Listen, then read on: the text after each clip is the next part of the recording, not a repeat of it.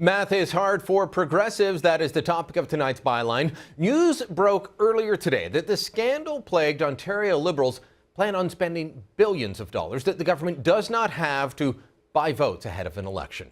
This shouldn't be a surprise. I mean, they wasted $1 billion not to build gas plants just to save a few Liberal seats in the last election. By comparison to what we found out today, that now seems like a bargain. According to leaked documents, Premier Kathleen Wynne and her cronies plan on announcing $5.7 billion in new spending in the next budget, and they will trickle it out with announcements over the next few weeks. Here's the rundown as reported by Sun columnist Christina Blizzard. On April 4th, Premier Kathleen Wynne will announce a doubling of seniors' grants. The grants range from $500 to $500,000. April 7th, the BLT, that's the budget leak team, will announce $35 million on school nutrition programs. On April 9th, the BLT will announce an $85 million program over 3 years to expand coverage of in vitro fertilization for childless couples. That's currently only covered in limited medical circumstances by OHIP.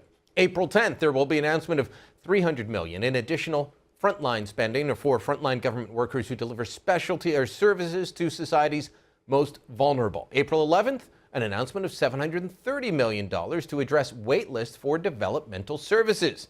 On the 14th, the BLT will announce the Liberals will have funding mechanisms for transit, and that will be a speech by the Premier herself. There will also apparently be $2.5 billion in corporate welfare to bribe companies to move here. How about you stop increasing spending, taxes, and power rates, and then you don't have to bribe companies to move here? How's that for an idea? Wynne's plan, by the way, concludes on May 1st, the old communist holiday.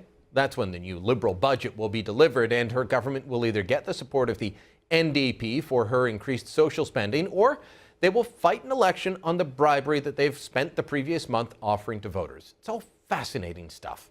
See, here's the thing.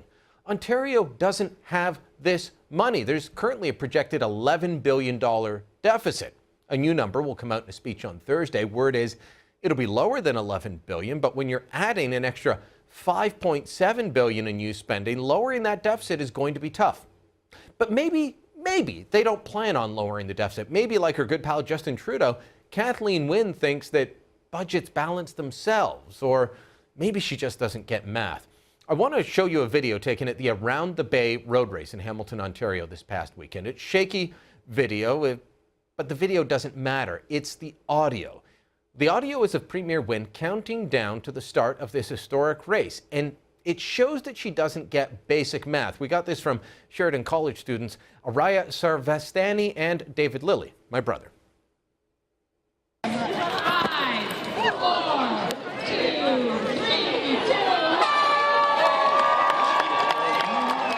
Oh, what was that? 5, 4, what? Let's play that again. 5, 4, 2, 3, 2. That's right. 5, 4, 2, 3, 1. That's progressive math.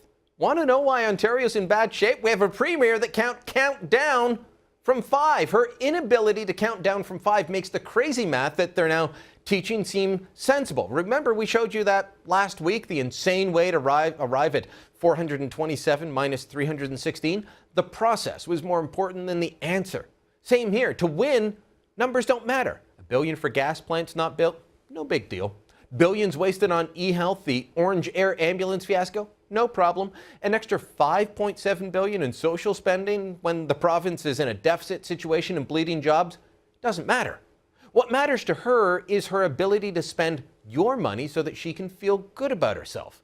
Progressive policies aren't based on facts like numbers. They're based on feelings. Nothing more than feelings. Which brings me to Justin Trudeau and his campaign for the middle class. Wynne and Trudeau are, and their teams, they're all very close. And they both claim to be fighting for middle class families, even though neither one defines what that is. We asked Trudeau to do that, and he couldn't. You've repeatedly said you won't raise taxes on the middle class. What income range for individuals and households constitutes middle class? I've spoken with Canadians across the country who are facing record levels of household debt and a real strain. And one of the things that's very clear is that they don't need greater taxes. Tax hikes are not on the table at all. And that's what I've been focused on. Mr. Trudeau, with all due respect, you're speaking in platitudes. I'd like a number. Like a number. What income range? There are all sorts of different ways of calculating which decile or quintile constitutes the middle class.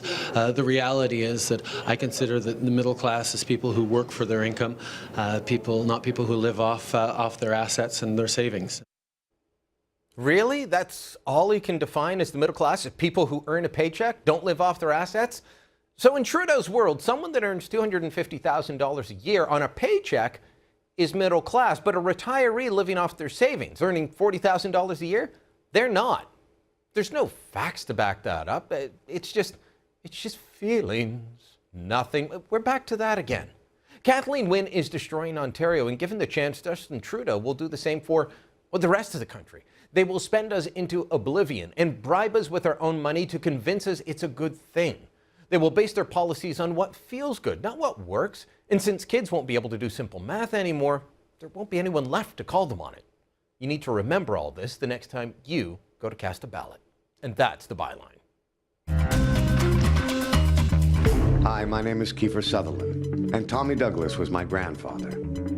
My grandfather had a vision for universal public health care in Canada, and I was alarmed to learn that Canada's health accord expired on March 31st. And that for 3 years, Prime Minister Harper has refused to meet with the premiers to secure the continuation of our national health system. Contact your federal, provincial, and territorial member of parliament. Tell your friends, tell your family. It's time to stand up and fight for Medicare. All right, our top story tonight, the fight over health care and the push by, rich elitists to try and tell us how to fix it. Marissa Semke joins us now for more on this. And Marissa, last night you were at an event. That was an ad by Kiefer Sutherland. His mother, Shirley Douglas, was there.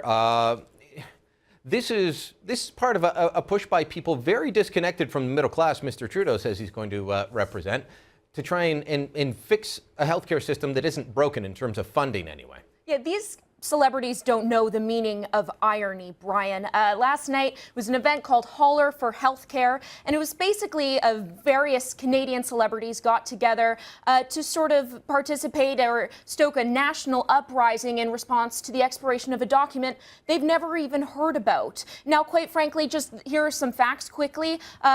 Since 2004, the federal government has increased transfers at a rate of 6%. They're going to continue to do so until 2017, at which point it'll be tied to GDP or inflation, but won't go below 3%. But when talking to Shirley Douglas, she didn't want to talk about specifics or the policy.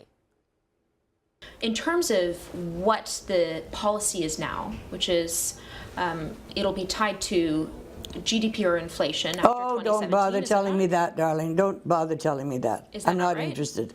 I'm not interested. I'm not interested in wasting my time on that conversation. The conversations I'm going to be having now are uniting people and to bring our health system back to what we want before we lose it.